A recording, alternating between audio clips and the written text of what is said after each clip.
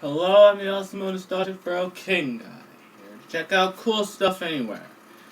When we all thought to ourselves that we made a wish that all of our favorite characters from TV shows, video games, animes, comic books, and even mangas could interact in our universe, I would say, yeah, that would be an awesome wish. And what was the answer to that wish? They had made a live-action animated movie, which is why I'm going to review one of them today. I'm talking about Looney Tunes Back in Action.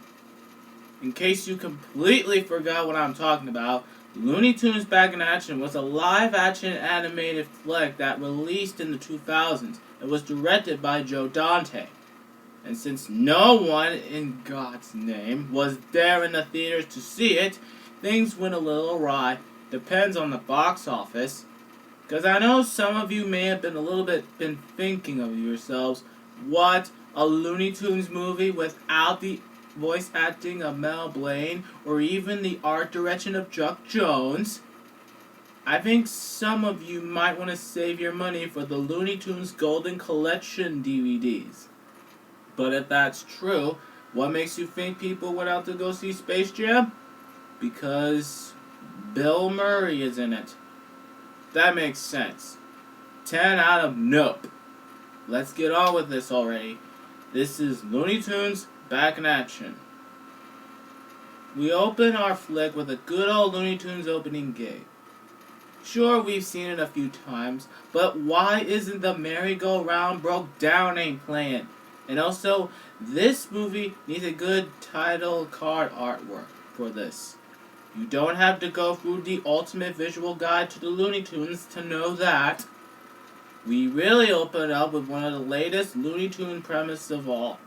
Daffy Duck trying to get Elmer Fudd to shoot Bugs Bunny, but it always backfires. Now, as you may realize, I was just ticked off that they had just deleted the alternate opening for the movie, where Daffy was the hero saving the city from Elmer Fudd. Heck, even the video game and the junior novel of the movie had a better climax to this. It turns out it was all just a vision of what their latest movie would be like, as Daffy Duck was reading the script as it kept saying Daffy gets blasted. But Daffy is about as ticked off as I am, as Warner Brothers wants to do yet another him vs. Bugs and Elmer cartoon, even though we already saw some of that in the past. That opening was a one-page rewrite. Daffy's got a point, folks. Warner Brothers, you can't have this kind of stuff anymore. Wake up and smell the ticket sales. You're looking at the Buffalo box office bird with the buzz. I'm of course talking about Daffy. We'll start with the title, something catchier like The Daffy Duck Movie. In short of what I entirely just said, Daffy Duck should be the star! And something bugs me. Has this movie take place in the present day? Have the Looney Tunes been out of work since the late 60s, 70s, nor 80s? Or they just kept making cartoons? Which in this case, they're like reality shows. Also, Daffy is getting sick and tired of playing second banana to Bugs Bunny. I see how he feels. Maybe Daffy might know how Phyllis feels when Phyllis is sick of playing second banana to the nostalgia critic on Botley Flea. The only woman in the boarding room is Kate Hawkins, Executive Vice President of Comedy, played by Jenna Elfman. Come on, Warner Brothers, you could have had a movie without Bugs Bunny. There would have been riots in the streets, the fall of American and Western civilization, pandemonium, mass hysteria, statistics. You people could do anything for statistics. So I'm afraid that Warner Brothers might choose between a handsome Melody Idol, Daffy, or the miscreant perpetrator of low burlesque, Bugs. So the choice is made, and get ready for a big shock here. They had just fired Daffy Duck. While that just happened, we then see DJ Drake, played by Brendan Fraser, you know, The guy who was on the Mummy live-action movie, which the Nostalgia Critic already reviewed. Then we get a movie studio chase scene as DJ tries to catch Daffy, but it leads to crazy hijinks and antics. Like, this whole movie is full of crazy hijinks and antics. Heck, even Batman is on this one. Only as a cameo, of course. And what's worse, the Batmobile had hit the water tower, and Kate and Bugs saw it in the process. You know, Kate, I think it's best if you just drive away from the falling water tower, then watching it in shock and let it fall onto you. Now we got both Daffy and DJ fired from Warner Brothers. At the studio cafeteria, there are some odd characters and good celebrities there too. Even Shaggy and Scooby talked to Matthew Lillard about his role in the live-action Scooby flick. It's not like there was something wrong with the two. Oh wait, I forgot. DNC already reviewed those two. Kate is still wet because of the water tower incident and tries to brand the identity of Bugs himself. But Bugs suggested that they want Daffy back. Bugs misses Daffy? Huh. I'm surprised already. Speaking of my favorite Looney Tunes character, he's now with DJ at his father's mansion. Daffy thinks his dad, Damian Drake, played by Timothy Dalton, is a super spy, but he's an actor who played a spy. An actor playing a super spy has a cover for being a super spy playing an actor. Daffy and I bet this whole mansion is a super spy lair. But it turns out Daffy was right, as we see that Damian Drake is talking to his son for a painting on video call. While he's not doing yet another movie starring himself, because he's in real danger, as you notice he's handling real bad guys. Damian tells his son to go to Las Vegas and ask Dusty Tails for the mythical Blue Monkey Diamond. Wow, this is all too real. A spy caper? Filling with double agents, exploding bikinis, Daffy. You're through with showbiz. From now on, you're gonna live the adventure. So, Daffy and DJ set out on an adventure as they take the old Gremlin car to Las Vegas. Now, Daffy's off to Las Vegas with DJ to match wits with some spies and showgirls. It's a little adventure he calls Daffy Duck's Quest for the Blue Monkey. Or was it Daffy Duck and the Blue Monkey, according to the comic adaptation? You know, if Daffy and DJ ran into anything that requires some super spy skills, like quacking wise or smooching dames, leave that to the duck. However, if they have any stuntman needs. Because DJ was really a stuntman. Buzz called Daffy on the phone, and Daffy had just said what I just said earlier. But their phone call was soon transmitted by Atney Corporation, run by the chairman, played by Steve Martin. And what's worse, they kidnapped DJ's dad and had other plans for the diamond as well. Meanwhile at Warner Brothers, without Daffy in the picture, the cartoon makes no sense. The brothers Warners realized their mistake and blamed Kate for it.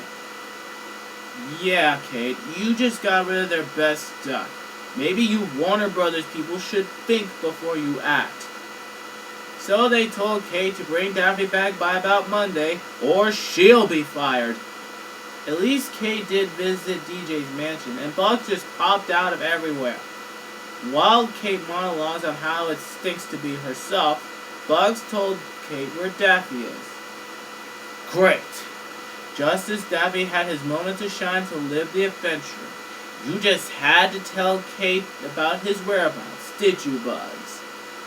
Speaking of Daffy, he and DJ finally arrived in Vegas, where they ran into a casino run by Yosemite Sam, who, surprise surprise, is working for the bad guys. I guess some people have hobbies anyway. Well, anyway, DJ and Daffy talked to Dusty Tails backstage, and in her dressing room, Dusty Tails is also a spy. Well, she did tell the two about his dad's assignment to find the diamond. Because it had supernatural powers, She also gives them the playing card, except there's a problem with that playing card. It has the face of Mona Lisa. So Mona Lisa's at the Louvre, which is in Paris, so they gotta get to Paris. But Sam and his goons soon bunk in with a cannon. Daffy and DJ made their heroic escape with the playing card as their clue, and you'll never guess who they bumped into. That's right, Buzz and Kate in the newly improved spy car. Now the foursome are all here, and the car chase is on. They were safe at first, but then they crash-landed in the desert and set campfire for the night. Daffy is twice as talented as you are, Bugs. His tail is on fire when you're not even near the flames. The next morning, as they trekked through the desert, they ran into Walmart. They're in the middle of nowhere. How can there be a Walmart there? Adney soon bring in their desert operative, Wile E. Coyote, who then ordered a missile to destroy our heroes, but it backfired. Speaking of which, Kate is now ticked off of the situation they're in. Sorry, Kate, but you do realize that you're coming with them on this adventure, since you were the one person who fired Daffy at the beginning of this movie. Then you were ordered to bring him back to Warner Brothers, and now you're stuck in this adventure. In short, you are tagging along on this journey because you only had this one job. Anyway, they then bump into Area 52, a secret alien facility, and meet Mother. They soon learned that the Blue Monkey Diamond had the power to turn people into monkeys, so Adney would use it to make them manufacture Adney goods and then turn them back to people to buy the stuff. Unbelievable! Adney, that's almost like taking over the world and all, but that's also turning the whole world into a monkey kingdom. Why would you do that? Oh my god. You think that was unbelievable? Seriously, this is too unbelievable for me to think about. Our heroes got themselves some spy stuff and find themselves in an alien riot. Even Marvin the Martian is on the fray and also joins the bad guys. I can't believe they even deleted the scene where Daffy had finally took care of Marvin in the desert. After their little battle and escape from the aliens, our hero's next move is in Paris. They found the Mona Lisa painting, like in the card, and realized that the card is an X-ray. The last location of the diamond is at Africa, and they went there. But not long after, Bugs and Daffy deal with Elmer painting through painting, while DJ had to save Kate from Mr. Smith.